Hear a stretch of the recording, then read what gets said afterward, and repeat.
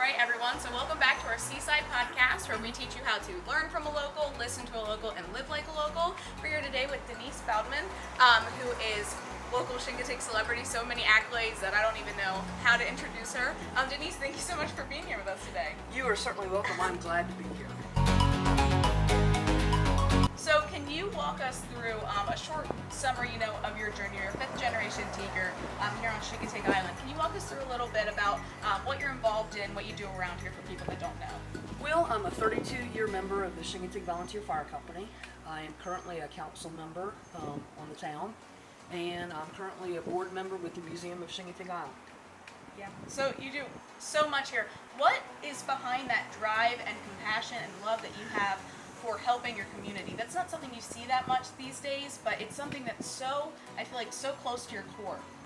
It is. Growing up here was the most magical thing in the world.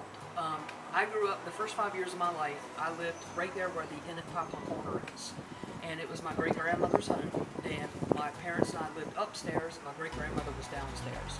I would lay in bed at night, and I could listen to the clam boats start up, and I would listen to them. And it was just, that sound, and I can hear it very distinctly now, was back then the epitome of living here, because that's how a lot of people made their living right on these clam boats and everything. And they were parked right there where the Robert Reed Park is now. And that sound, I know it sounds strange to say, but I've taken that sound with me forever. And growing up here, seeing the changes that I've seen, some good, some bad, but we're living with it. The only thing I ever wanted to do was give back and represent this community as best as I could.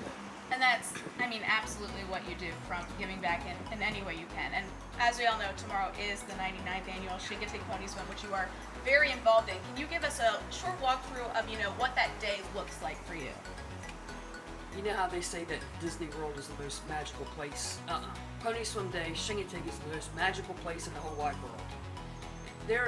You could give me a couple $1 million and tell me to go take a trip around the world, but you had to do it Pony Pin a week. I'd say, keep your money, keep your trip. I'm not going to be anywhere but right here. It's everything to Chincoteague. It's everything to me. It's our roots, our heritage.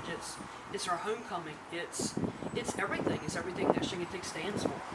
And being able to be a part of that on so many levels, and seeing the crowds when we're taking the ponies down the street, when I'm out there on the dock announcing, and the crowds, they're smiling and they're cheering and everything. It is magic. And there's no other way to put it. It is totally magic. It really is. When we interview Laura Davis of Tide and Time, we ask everyone at the end, which we will ask you, one word to describe Chincoteague, and she used magic. Magic. Because that's just the best way to describe it. So, somewhere around noon tomorrow, what time are you waking up? What time are you getting there? What's your day look like?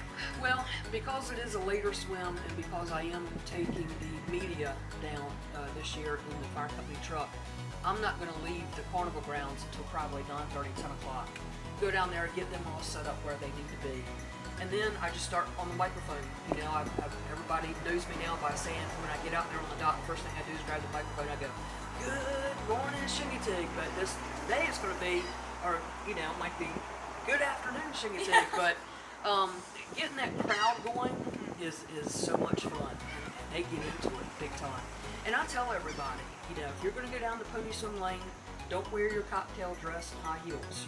That's for wear your old tennis shoes, old muck boots, nothing you don't mind getting dirty. Bring the bug spray. I said, you can make this as fun as you want it to be, or as miserable as you want it to be. It's your choice, because there's various ways to see it. And I tell everybody, you can see it by boat. You can see it by going down in the marsh. You can see it at Memorial Park, which your view is, you still have a view, but it's further away. Or you can sit at home and watch it on the 6 o'clock news. It's either way, anything you want to do. But seeing the same crowds come back year after year and say they wouldn't miss it, and they're getting down in that marsh, and they come out and they've got mud up to their knees, and I tell them, hey, the mud will wash off. Your memories are going to last forever. I love that. That's a good way to describe it. Yeah, it is. And I tell you, they come out of that marsh and they're happy, and they don't care if their shoes are gone or anything like that. Laura's right, and I've got to say it again. It is the most magical place, even in the wintertime, when everything's settled down and it's quiet, and you take a big breath, and you can go down Maddox Boulevard and not meet a car. it's like a reset button. It is. And then come, February, March, we're like, okay, let's keep going, let's do it again. And no other place in the world to be. As a former public relations officer for the Shingatig Fire Department, you deal with a lot of the media and you take out a lot of people, and you've said that you take out people, from all around the world, all around the U.S. What do you think is that ticket item that makes the pony swim such an international, draw? Well, when I took over public relations from the former gentleman, he gave me a stack of books and papers and everything, and there's people coming from Japan, France, England, Switzerland, Australia, you name it. And I took that and deciphered through all that and said, okay, well, let's see who's going to come this year and who wants to do it. But, the book Misty opened that up for everybody. Misty is probably the biggest celebrity that Shingatig has ever, had the pleasure of having, of hosting here. And so they come, and that's the first thing they say. When I was the PR officer, I had people from Germany and Sweden, and they would send me the articles that they did for their publications and everything, and it all comes back to, it ties into Misty. They've read it. Misty's been published in I don't know how many languages now. They've read it. They want their people, their countries to experience it and things like that. We've actually had some ponies that have been shipped to Australia. That were bought. The current PR gentleman that we have now, he's a Saltwater Cowboy. He's done a fantastic job. Young guy, it was time to pass the torch, and he's doing a bang-up job. And I can only say that he'll take it to another level with social media. And social media really opened up it even more to everybody. So speaking of Saltwater Cowboys, what's it like to be with who you call your boys to protect the most, protected asset of this community that, is so important to all of the people here? What's it like to be able to do that alongside so many wonderful people? Magic again. And I've been, like I said, I've been in the fire company 32 years, and I crawled my way to that door. I stood up, and I tugged, and I pulled on that door, and it finally opened up. And it was a great feeling. It was almost like, you got to prove yourself and everything. But, some of these guys are, they've been doing it for years. They're part of generations of it. Some of them are really hardcore. This is our family traditions and things like that. And when I was finally able to open that door and walk through it, it didn't take long for me to turn around and see that other females wanted to walk through too. And hopefully I've held the door open for some of them to come in, because we do have a couple more female riders right now that are generations. They're the daughters of some Saltwater Cowboys, and I hope that they continue to keep that door open. And that's such an amazing thing to be able to do and open up that door, for the females that want to experience that, and all the little girls on Shingatig that love the ponies just as much as you did, and, want to be able to do that as well. We were on the beach for the beach walk yesterday, and how old is the oldest Saltwater Cowboy now? 91. 91, it's still on that horse. Yeah, Jack, I've known Jack a long time. Many, many years, and I've got some family that lives up where he lives, and they'll give me a report on him through the year about how he's doing. Jack is the epitome of faithful, determined, lovable rider. He's quiet, goes along about his business, and he says, God willing, I can get on that horse, I can get on the horse, and he does. And I hope that he's around for much, much longer to keep on doing that. Absolutely. So with next year being the 100th annual Shingatig Pony Swim, which is such a huge milestone for this town, to be able to look back and say 100 years of that, what is something that you hope for the future of Shingatig? Well, volunteerism everywhere is getting harder and harder. Especially now, especially in fire companies and rescue squads, because there's a lot of schooling that goes with it. You're not getting paid. You've got to take a lot of time away from your family and jobs and things like that. I've seen the times way back in the day, back in the 70s and 80s, where if you were a member of the fire company, you could just fire whistle went off, you left your job, you left everything right there, and you went to fight a fire. That's no longer the case. Employers are not that free willing to let you do that now. So it's harder and harder, but I hope that as this younger generation comes along, that they see the importance of what it is to volunteer with an agency such as ours. On the beach walk yesterday, I was on the back of the gator. We've got a 14-year-old young man who is the nephew of our planning committee chairman. And he says, I want to do really, really well because I want to join. And the whole way we were coming down the beach, I was talking to him, encouraging him about this. But it's not easy. And, I guess you could say it's a double-edged sword for me. I don't have kids, I'm not married or anything, so I've had the time, I've had my business, I've had the time to invest in it very heavily. Some other people have not had that opportunity, but they still give and do what they can, and it's been great. So yeah, my hopes and dreams is that this volunteer fire company keeps on going for as long as possible, but it's all going to come down to we need the younger generation to step up. Absolutely. I mean, it's hard. You talked about, complacency among locals of, feel like those horses, they're so well taken care of, and to them, that can kind of slip your mind and you can forget what care goes into that and how big of a deal it is. So to make sure that younger generation has that passion to keep that going is so important. That is. We do 8 scholarships for high school seniors every year, and I'm on that committee. And this year, their scholarship essays, every single one of them talking about their love for the carnival and the tradition and all that good stuff. And in my mind, I'm sitting there thinking, okay, well, that is awesome, but we need you to remember to keep that going. The ponies, on the other hand, yeah, they're so well taken care of. It's been going on for 100+ years. Don't take it for granted. Anything could come along that could just wipe that out. And this whole town runs on a pony. The high school mascot's a pony. The elementary school mascot's a colt. You can't go into a store without seeing something with a pony on it. There's cottages around here named after the ponies. There's, everything revolves around a pony. And you've got 150 animals over there with their heads down, eating and looking up every once in a while. They're just going about their business, and they have no idea how they control the economy of this island at Eastern Shore.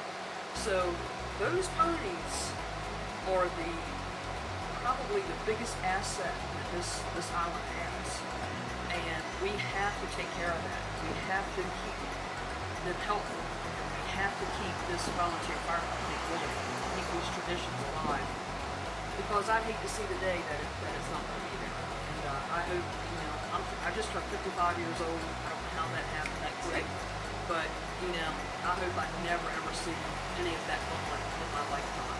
I think we're on the right track, but it still takes a lot of commitment. It does. We talk a lot about, the tourism industry, obviously. I think that's what we're in with vacation rentals and everything. And it's also my background of what I'm going to school for, and it's something I'm very passionate about. And I like to ask the people I interview, it's such a big part of the economy here. What is something that you ask of tourists when they come here? And I mean that in the way of, to be able to respect this community, or being our new Captain Bear, you took it in a way of like, I want you to have fun. Yeah. I tell everybody, we welcome you here. Don't pay attention to some of those Facebook sites. We welcome you here. But I do tell everybody, respect our way of life. I've got vacation rentals around me in my neighborhood. Just keep in mind, you've got people that still live and work here, and they got to get up early and go to work. Don't litter. Follow the rules of the road. Walk against traffic. Ride with traffic. Let people out if they're trying to get out of a driveway or something, so traffic doesn't get blocked up. We're a small town. There's nowhere you have to get to in such a hurry that you can't just slow down and enjoy the pace of it all and soak it all in. But respect our way of life too. Respect our island, and that's all I can ask for. We love that people come here and spend their hard-earned money. They can choose to go anywhere in the whole wide world, and they choose to come here. How wonderful is that? And I just take that all in, and I love meeting the people and things like that. But yeah, just respect the island and the people. Absolutely. Talking about tourists coming in, the island took a hit in 2020. When COVID happened and the years of the school had to be canceled, which I know was so hard for so many people. But I mean, it's a decision that had to be made. Do you think that, and I know that that year had a booming auction, but do you think that we've been able to, bounce back from that, come back just as strong on the other side? I do, definitely. I think that people were yearning, dreaming of getting back and being able to participate in all the activities here. And so far, so good. And for me, the doormat's always moving. As long as that drawbridge is down and you can cross it, come on. COVID was a hard hit for a lot of people all over the world. And I think that Shingating basically took it in stride. And we did what we had to do. And it worked. And, you have to be resilient because you never know what's going to be thrown at you. But I think between the town, the fire company, and all the organizations around here, and the citizens, we did what we had to do. Resilient describes it perfectly. I'm not going to describe the citizens of Shingating in one way. It would be resilient. Very resilient. I mean, some of the people that are older than me that went through the flood of '62, Hurricane Donna, Shingating has seen its share of disasters, and God willing, and by the grace of God, we come out, come out on the other end, and it's all a matter of really just picking yourself up by the bootstraps and say, all right, let's get to work, let's do what we gotta do. Absolutely. So with it being Cohasco Week, the carnival's also in town, and I know a lot of people always say you can find Denise by the flagpole. Yeah. What is one, Shingating carnival delicacy that you think that visitors and tourists and stuff gotta try if they go to the carnival? Because it's not just any carnival. No, it's not just any carnival. I ate a clam fritter last night. I'm gonna tell you, it's probably the best one I've had all year. They were all good. They were all good, but that was somehow last night. I don't know if I was just yearning for it or what, but it was the best.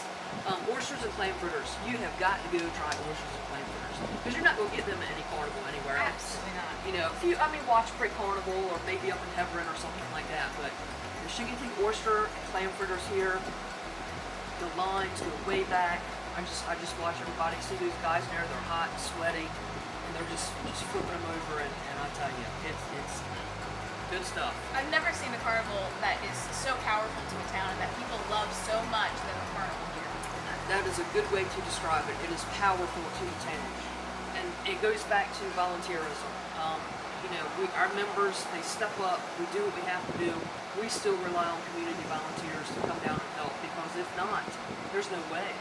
There's no way we could keep it going. So I am so appreciative, and the fire company is so appreciative of those community volunteers that come down every night and say, I can help you. And I'm like, all right, let me go. So again, people step up. We do what we got to do. One of the things I heard you say, I was going through some of the interviews you've done before this, and you say you can't get where you're going until you know where you've been. And I love that. What drives that philosophy for you and makes that so prevalent to this town? There's so much more to experience outside of Shingating, but I always tell those high school seniors, don't ever forget where you came from. Don't ever forget this little town, this little carnival, this little grocery store, 3 traffic lights. Don't ever forget it, because if you forget it, then something about you dies, and you can't get that back. So you've lived here, you've worked here, you've graduated. I'm very we call that you've graduated from here. You want to go out and see things. I did too, but I got drawn back, and now wouldn't change that for anything. But these young kids have so much out there, so many more choices than I did back then. But your roots are your roots, and you can't cut them off. You can't cut them off. And you've got to continuously water those roots. And come home to visit your family. Come home to see the carnival. And guess what? Down there last night, I saw people I've not seen since last year, and they come home. So for the younger generation out there, just don't forget where you come from. And I'd say that to anybody who lives anywhere, don't forget it, because that's who made you. And talking about those roots, there's so much history here. It's so steeped in history, and it's something that you're very passionate about. You had Tigers Tongue Tours.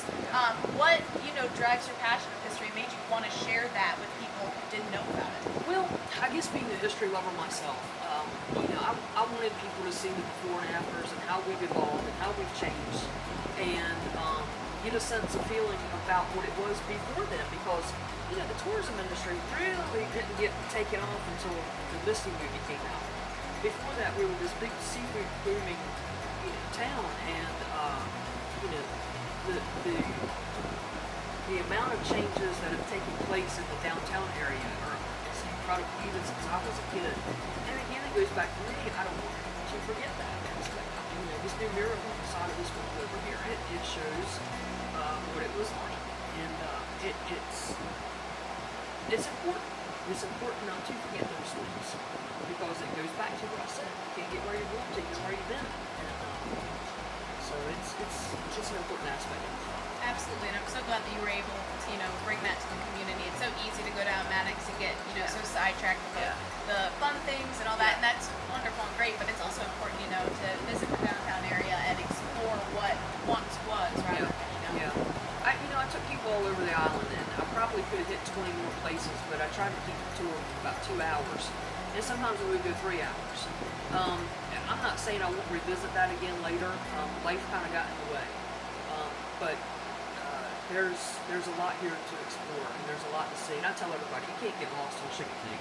It'll eventually bring you out to Main Street or Maddox or something like that. As long as you don't go off the bridge, off the island, then you're not going to get lost. But there's a lot to see, and walking is a good way to see all over the place. Of course, I'm in my golf cart right now. It's a good way to see all of Chickadee too. But yeah, don't just go down the street like this. Take a look around, see what's there. Absolutely, and I know we've been toying to this question, the whole time, but I told you we ask everyone at the end, what is one word you would use to describe Chickadee? It's the most magical place on earth. It is. And I don't care if it's summertime, wintertime, spring, fall. Chickadee is always the most magical place. The sunsets are beautiful any time of the year. The sunrises are beautiful any time of the year. You can go over there and walk on that beach any time of the year. You just can't get that everywhere. And I'm sitting here looking at people walking by right now, and they're, just taking it all in, and it's a laid back lifestyle, a laid back, slow paced, way here when you're here, but there's still so much more to offer. I used to wait tables for a living, and people would come in on a Friday night, just gotten into town, and you go up to them and you say, "Hey, how are you today?" And stuff like that, and they wouldn't acknowledge you. They would say, "I want soda," or something like that, and I'd say, "All right, slow down. Just got here. Let's rest, relax, take it all in. How are you today?" And 9 times out of 10 they say, "You know what? You're right. I'm good." And I said, "What can I get you?" Just start out on that. Yeah. Take a deep breath. Come across that bridge. Take a deep breath. Exhale. Let it all out. Come and have some fun. Come and enjoy everything and relax. Absolutely. This vacation isn't, vacation here isn't meant to be go, go, go, go, go. It's meant to slow down and take it in and appreciate where you are. Exactly. I think that's right. Yeah. So where can people find you? Where can they support you? Since, you've done this for us, we want to be able to give back for you. So down at the information stand is where I'll be for the rest of the duration through Saturday night. Come down. I always told people too, if you come down, if you spend $5 with the fire company, it's $5 we didn't have. Our citizens here do not pay a fire tax. Everything that we purchase, be it $1 million fire trucks, $500,000 ambulances, those scholarships, the new firehouse itself, all of that comes from the generosity of people coming down there and spending some money. And like I said, if you spend $5 or if you spend $5,000 on the pony, if you spend $6 for a pizza and fries and a couple dollars for a soda, we're appreciative of that. It doesn't matter to us. If you come down and buy one pony raffle ticket or if you buy 100 of them, we're appreciative of anything that anybody wants to give us. And we always take donations. You can go to our website. We're a 501(c) nonprofit. Anybody wants to make a donation, we're appreciative of that. And again, if you want to donate $5, we want to donate $5. Absolutely.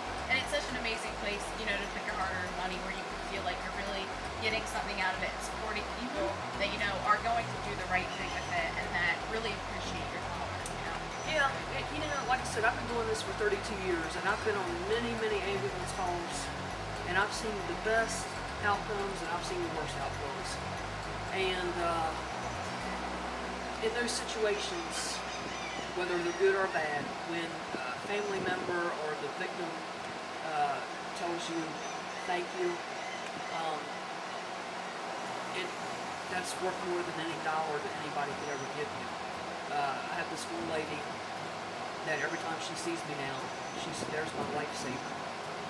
And every time she says that to me, I kind of get a little welled up inside and everything. And I said, "I was just doing what I needed to do." And she said, "But you saved me. I'm saved." And for me, that's where we put $1 million in. Because it is such a good feeling, and again, those outcomes aren't always good. So she did what she had to do. So from me, from Seaside, and on behalf of all Shingatay, thank you so much for all you do.